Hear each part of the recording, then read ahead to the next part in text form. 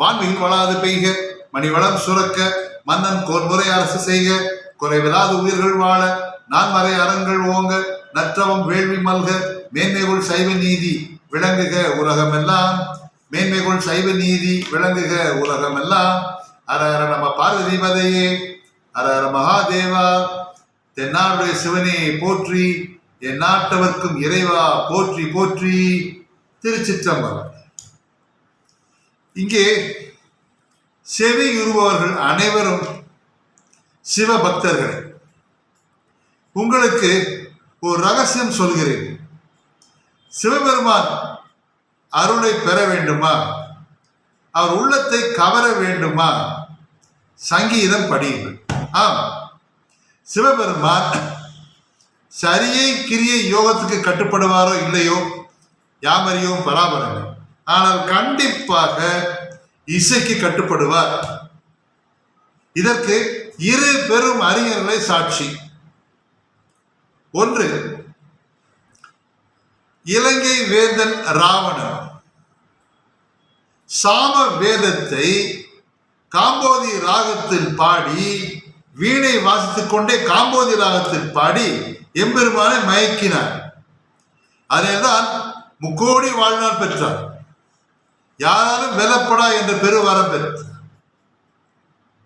அந்த காம்போதி ராகத்துக்கு சிவபெருமான் அவ்வளவு இறங்கி வருவார். இதே கருத்தை நம்முடைய தமிழில் வேதம் எழுதினாரே, தமிழ் 3000 என்ற நூலை, திருமந்திரம் என்று நாம் போற்றுகிறோமே திருமூலர், அவர் குறிப்பிடுகிறார். வேட்டவி உண்ணும் விரிசடை நந்திக்கு நாம் இளம் காட்டவும், நாம் இளம் காலையும் மாலையும் ஊட்டவும் தானே உள்ளம் குளிர்விக்கும் பாட்டவிதானே பாலதிவ்யாமே. வேள்வியில் இடப்படும் அவிர்வாகத்தை உண்ணுகின்ற சிவபெருமானுக்கு நாம் என்ன கொடுத்து விட முடியும்? அவனிடம் என்ன இல்லை நாம் கொடுப்பதற்கு? காலையும் மாலையும் சிவபெருமான் உள்ளம் குளிர்விக்கும் பாடல்கள் பாடுவதே சிறந்த பக்தி.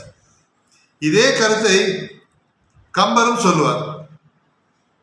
காராறு மேனி கருணாகர மூர்த்திக்கு ஆராதனை என் அறியாமை ஒன்றுமே. இறைவன் இல்லாத அறியாமை, ஆனால் அதை நான் கொடுத்தேன் அப்படின்பர். இந்த பாட்டாலே பரமனை மயக்கிய ஒரு நாயன்மாரை பற்றி பார்க்கவிருக்கிறேன். அவர்தான் திருநீலகண்ட யாழ்ப்பாண நாயனார். திருநீலகண்டர் என்பது அவர் பெயர்.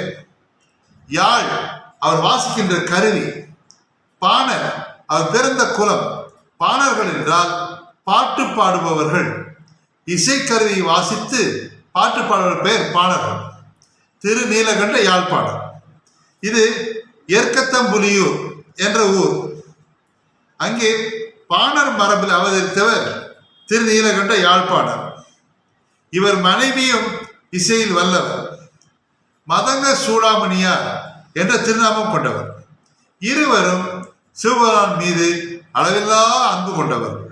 ஒவ்வொரு சிவத்தலமாக சென்று யாழ் மீட்டி சிவபெருமானை போற்றி துதித்து பாடல் பாடுவார்.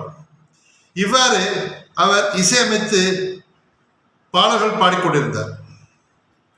ஒரு முறை அளவாய் அழகன் வாழும் கோலமா மதுரைக்கு வந்து அந்த சோமசுந்தர மூர்த்தியை மனமுருகி பாடி வேண்டிக் கொண்டிருந்தார். அந்த ஆலயத்துக்கு வெளியே நின்றுதான் அந்த காலத்தில் பாடல்கள் பாடுவார்கள். இவர் ஆலயத்துக்கு வெளியே நின்றதை அந்த ஆலவாய் அழகன் கண்டான், கேட்டான், மயங்கினான். தமது தொண்டர்கள் கனவிலே வந்து, நாளை அந்த திருநீலகண்ட யாழ்ப்பாணரை எமது ஆலயத்துக்குள்ளே அழைத்து வாருங்கள் என்று. அதேபடி மிகவும் சினம் கொண்டவர் சிவனை நாம் நினைத்துக் கொண்டிருக்கிறோம். ஆனால் இசைக்கு குழந்தையாக மாறி விடுவார். அதான் நம்ம அன்பே சிவன் சொல்லியிருக்கோம். அவரை எப்பேற்பட்ட கோவத்தை இருந்தாலும் நம்ம மனம் உருகி அன்பாலே பஞ்சாச்சரம் சொன்னாலோ ஒரு பாட்டு பாடினாலோ சிவபெருமான் உருகி நம்ம வந்துடுவார். அந்த யாழ்ப்பாணர் பாட்டுக்கு மனம் உருகி வந்து உள்ளே ஆலயத்துள்ளே வர சொல்லுங்கள் என்றார். மிகுந்த மகிழ்வோடு சிவபக்தியோடு திருநீலகண்ட யாழ்ப்பாணர் அந்த சோமசுந்தர ஆலயம் உள்ளே செல்கிறார். மீனாட்சி அம்மனோட உடன் வருகிறாரே சொக்கநாத பெருமான். அந்த ஆலயம் உள்ளே செல்கிறார். அங்கே தரை ஈரமாக இருக்கிறது.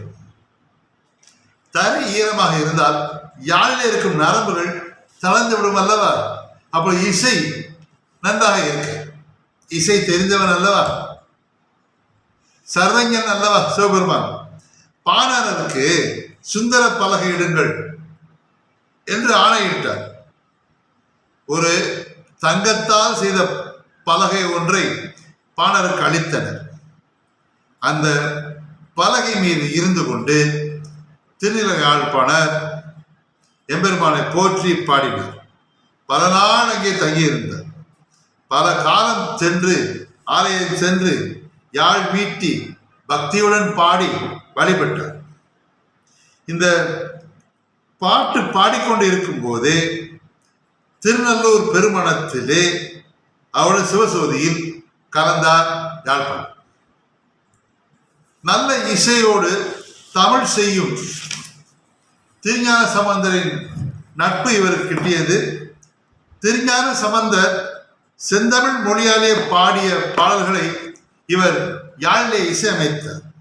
அதனால் இவரை செந்தமிழ் பாணனார் என்றும் கூறினர். இன்னிசையால் தமிழ் பரப்பும் திருஞான சம்பந்தர் பாராட்டி பல காலம் இவரை தம்முடனே வைத்திருந்தார். இவர் இறைவன் அருட்புகழை இசையோடு கூடி வணங்கியதால் சுந்தரமூர்த்தி அவர்களை திருநீல கண்டத்து பாணார்க்கும் அடியேன் என்று